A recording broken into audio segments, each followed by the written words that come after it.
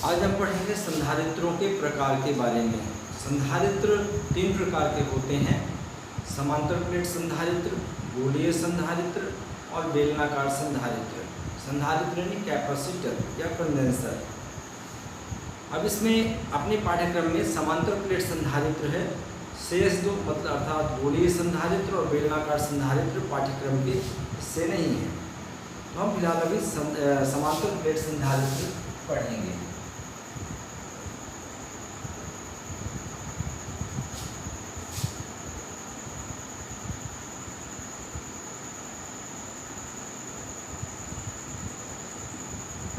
समांतर प्लेट संधारित्र। समांतर प्लेट संधारित्र में दो प्लेटें धातु की होती हैं जो एक दूसरे के सामने स्थित होती हैं।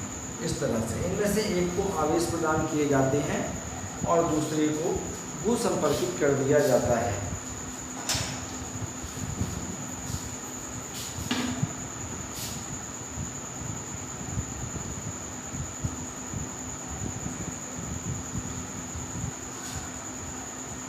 इस तरह से ये समांतर प्लेट हैं। इनमें से एक प्लेट को आवेश प्रदान करते हैं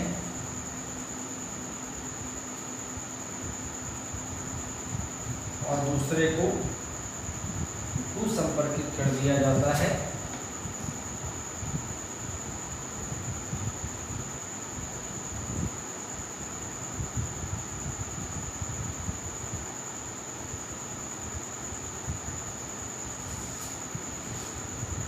इसमें धनावेश है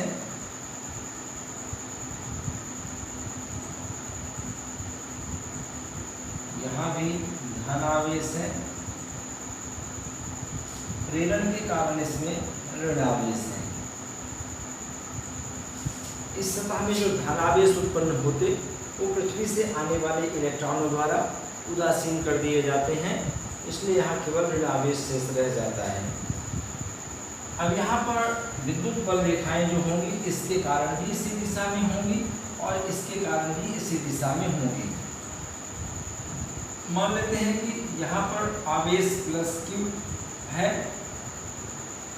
और इससे यहाँ विभवांतर जो उत्पन्न होता है दोनों प्लेटों के बीच वो भी है। यहाँ पर प्लस Q के कारण E1 और ये माइनस Q के कारण ये भी E2 एक ही दिशा में दोनों होंगे। इसका परिमाण भी समान होगा क्योंकि समतल आवेशित पटल होती है तो उसके कारण दूरी के साथ तीव्रता बदलती नहीं है। इतना लिख लेते हैं। माना प्लेटों के क्षेत्रफल A तथा बीच की दूरी D है। माना एक प्लेट को Q आवेश देने से प्लेटों के बीच विभवांतर भी है।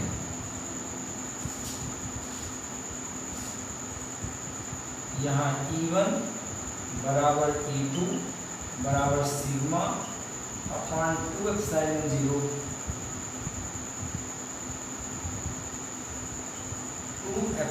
0 के होगा। यहाँ पर के माध्यम का परावैद्युतांक है जो इसके बीच भरा गया है, प्लेटों के बीच। परिणामी तीव्रता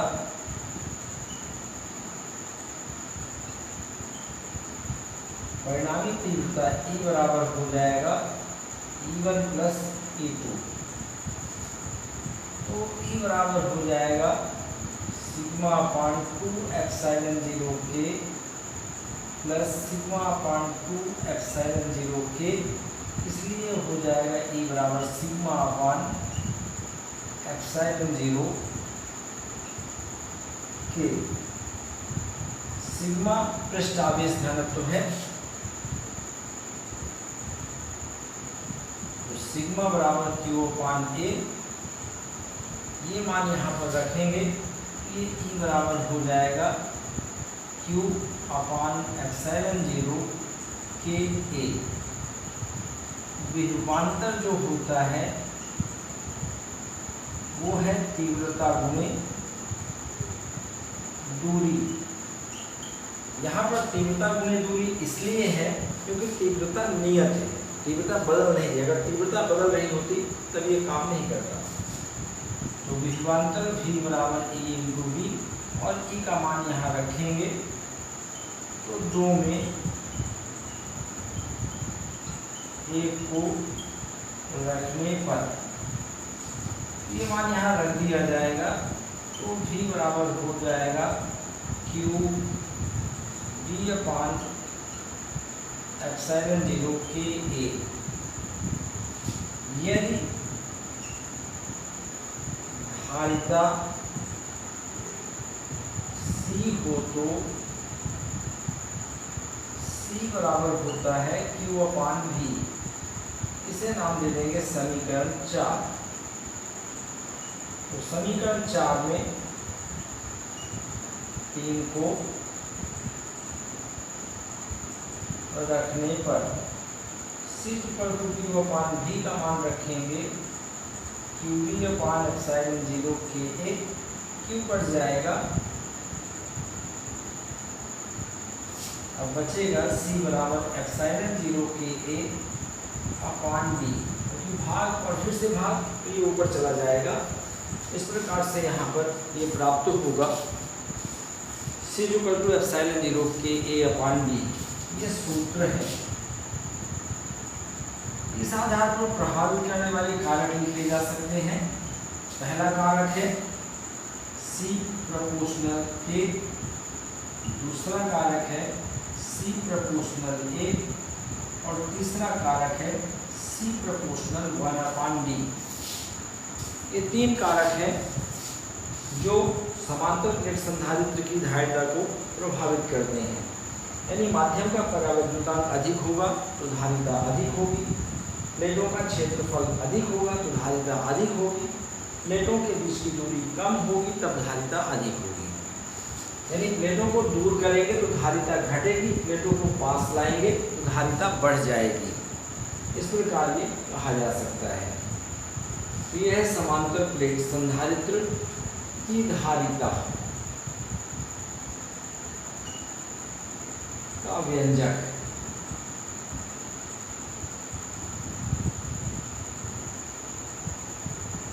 और ये है प्रभावित करने वाले कारक।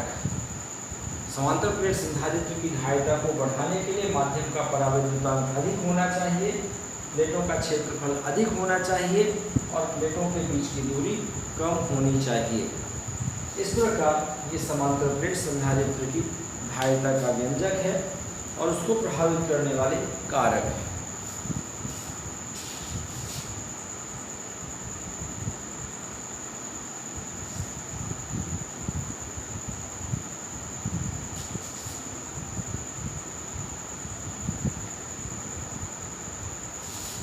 समांतर प्लेट संधारित्र की धारिता का व्यंजक जबकि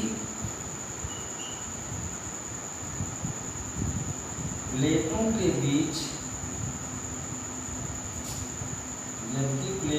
बीच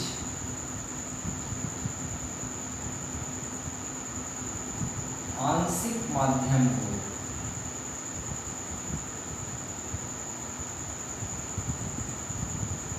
आंशिक माध्यम है,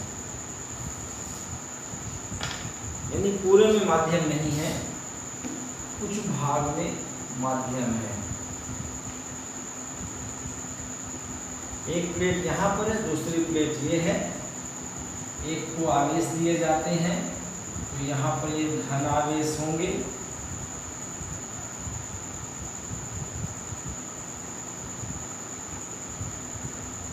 और यहाँ पर दूसरे को भू-संपर्कित कर दिया जाता है।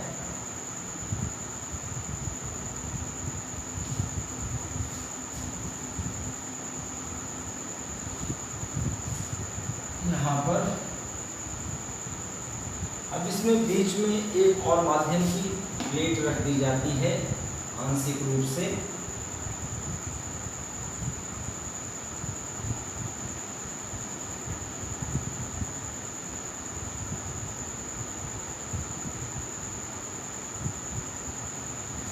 यहाँ प्लस है तो प्रेरण के कारण यहाँ ऋण हो जाएंगे, इधर प्लस हो जाएंगे और यहाँ पर ऋण होंगे। इस सतह पर होंगे धन, लेकिन ये पृथ्वी से आने वाले इलेक्ट्रॉन इनको उदासीन कर देंगे। मान लेते हैं इसका परावैद्युतांक K है और मोटाई T है, पूरी मोटाई B है।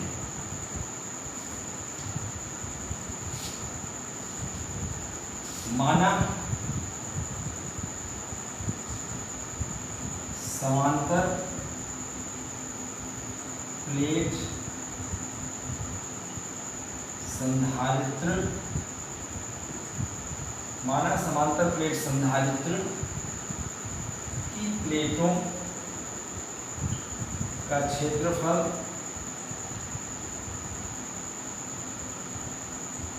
A तथा प्लेटों के बीच की दूरी D है। माना T मोटाई तथा K परावैद्युतांक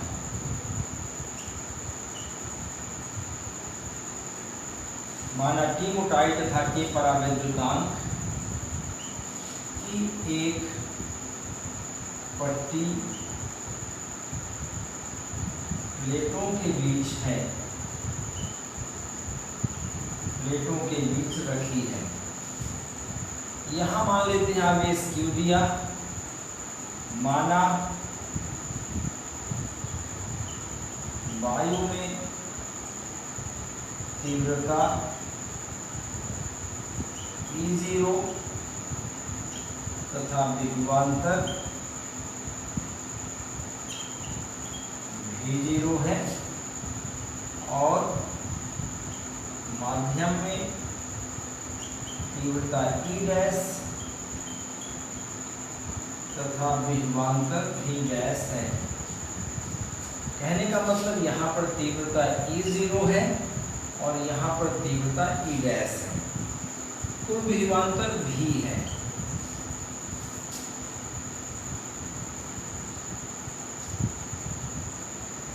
तो हम कह सकते हैं कि V बराबर हो जाएगा V0 प्लस V डैश, लेकिन V0 क्या होगा? V0 होगा E0 गुणे वायु की मोटाई, E0 गुणे वायु की मोटाई। वायु कितनी है?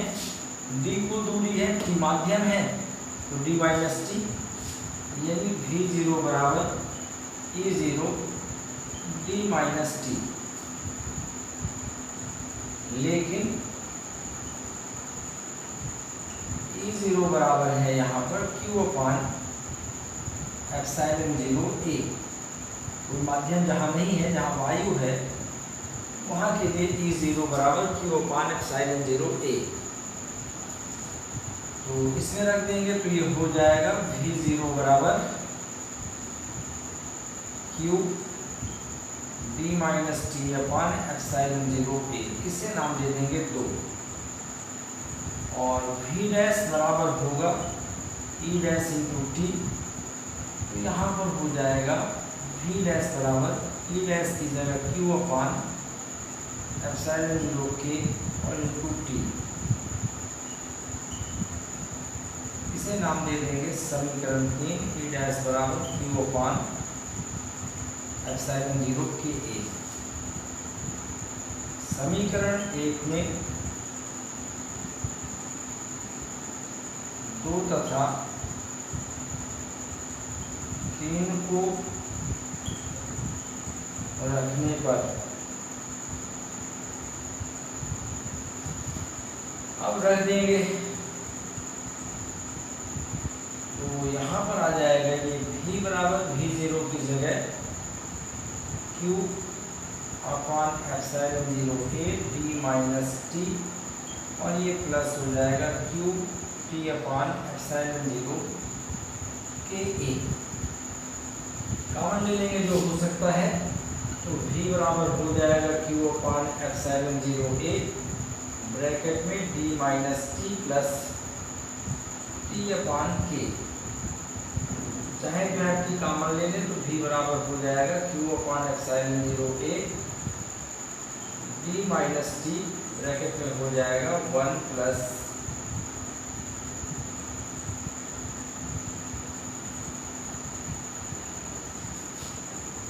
Minus 1 upon k। इतना, इसे नाम दे देते हैं समीकरण 4। यदि धारिता C हो तो C बराबर Q अपॉन V। अब हम कहें कि 5 में 4 को रखने पर, यहाँ जब रखेंगे तो C बराबर हो जाएगा Q अपॉन V की जगह होगा Q upon epsilon 0 a bracket में d minus T 1 minus 1 upon k।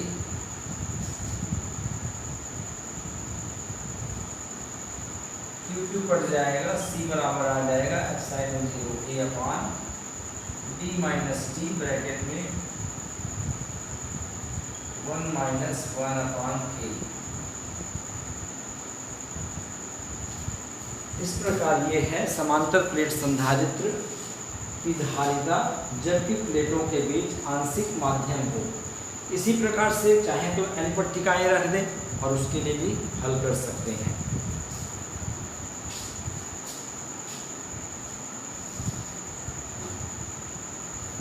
यदि पूरे में वायु हो तो पूरे में वायु होने पर यहाँ पर t का मान 0 हो जाएगा, केवल एप्सिलॉन 0 a अपॉन d बचेगा। और अगर पूरे में माध्यम हो तो d 0 हो जाएगा,